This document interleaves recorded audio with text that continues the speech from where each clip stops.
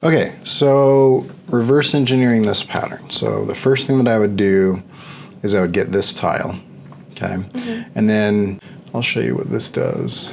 So, and then you can go to Object Repeat Radial, and this will kind of spin it. Somewhere there's a tile, and we're probably going to maybe split some of these in half. Because if I'm going like this, what we're trying to find is that we're trying to find like a repeatable section.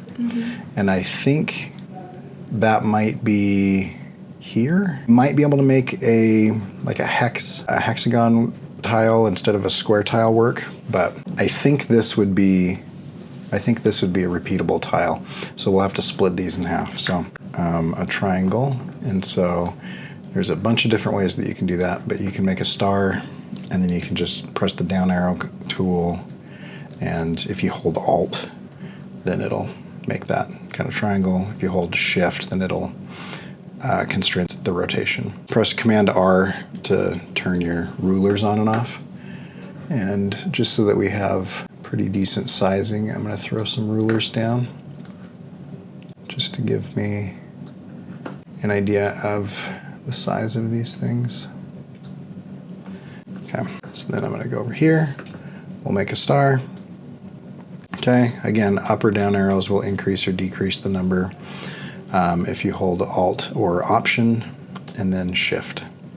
So we'll kind of go with that, and then we'll shrink this down a little bit more and rotate it. And again, if you hold Shift while you rotate, it'll constrain. Instead of just rotating freely, it'll constrain it to those types of things. Okay, so then we'll come up here and we'll go in here like this. I'm just going to move a little bit closer. Okay, so this is basically a stroke with rounded corners. And so I'm just going to make this a stroke, and we'll make it big, and we'll throw it to the outside. And then I'm going to make my corners round. That isn't the outside. Okay, so sometimes shapes act a little bit weird. I'm going to expand the appearance, and then we'll add a stroke, throw it to the outside. There's still something weird about this. Let me see if we have like extra anchor points or something. We do. All right. Shape Builder tool.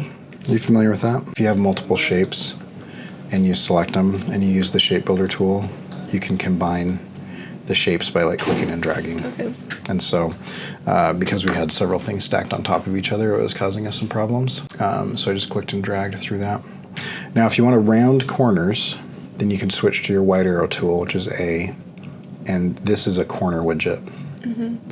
And so I'm just going to come in just a little bit like that around the inside, because there's just a touch of round there. Eyedropper tool, let's just turn that blue. Now, the easiest way of doing this is to do an offset path. So go to Object, Path, Offset Path. And then in Offset Path, you can come in and you can press the up or down arrows, and it'll just kind of like increase. Oh, okay, I see. Yeah, so that's kind of nice. So right about there. Okay, and then X to switch to our stroke. Shift click with our eyedropper tool gives us that. Okay, so now that we've got this, I'm going to grab the whole thing and let's kind of move it over a little bit, and let's see if we can play with this a bit. So I'm going to go to Object Repeat Radial, and I'm going to do that. So we're pretty close with that. So I haven't used Object Repeat Radial that often, but I want to see if I can increase. Yeah, good. So you can adjust one of them and it'll adjust all of them.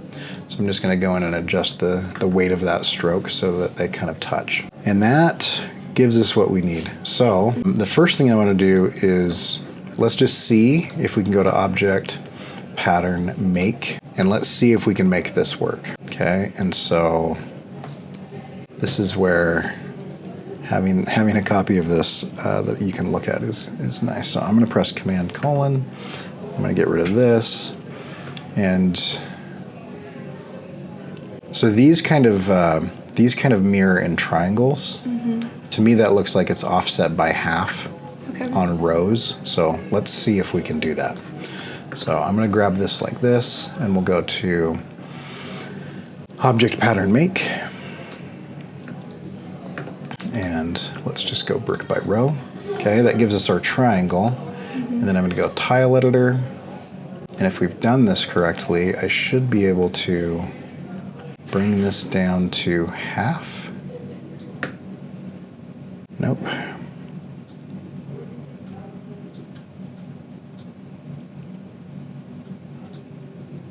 So let's see. What are we missing?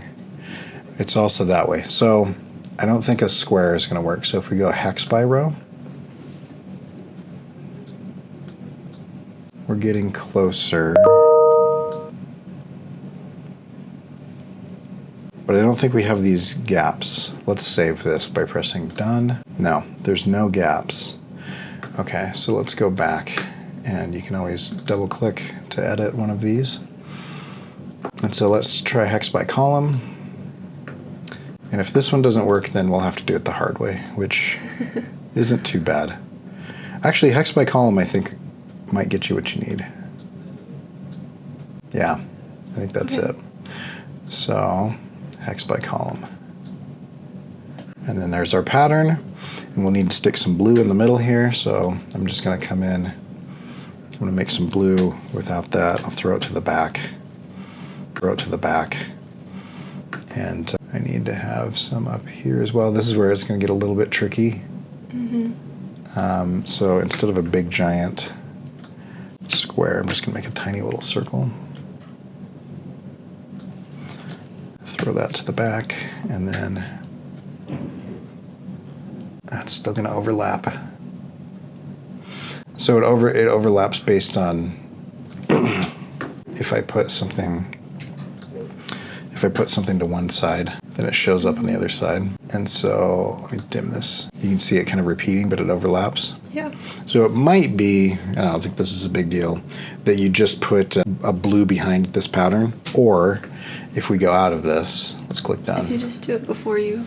Yeah, so if we just use this to kind of cut. Okay. So I can just come in here like this, and let's make it a different color just so we can kind of see what's going on real quick.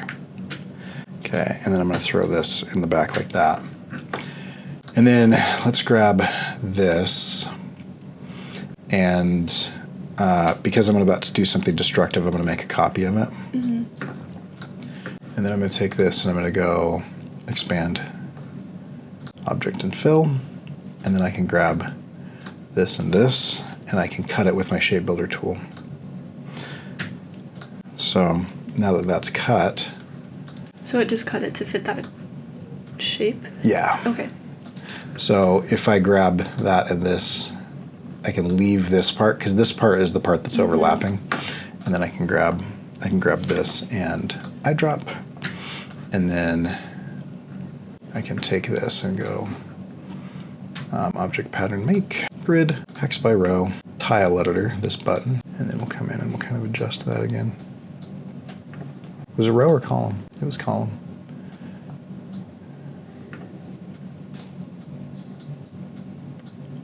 And we're still not hitting the ones on the sides. So in theory, we should be able to, if we have done this right, we should be able to just put that in there. And there's going to be a more precise way to do it. So then we can, figure out the rest of this where you go in and kind of do this. I want to show you the other way though. Okay. So let's go done. Okay, and so now you can come in and we go like this, and we go, and then we add the one we just made. There it is. The color's a little bit off, but you can kind of fix it up. The other way would be kind of hitting that tile that we were looking at before. And so it looks like the two verticals that are kind of mirroring each other on the sides, those kind of repeat. And so if we just took this whole thing and moved it over like this, and then cut it up, meaning we go like this, we don't need that anymore. And this is where you'd want to be really precise. I'll go kind of fast just because, but you'd really want to hit this in the right spots.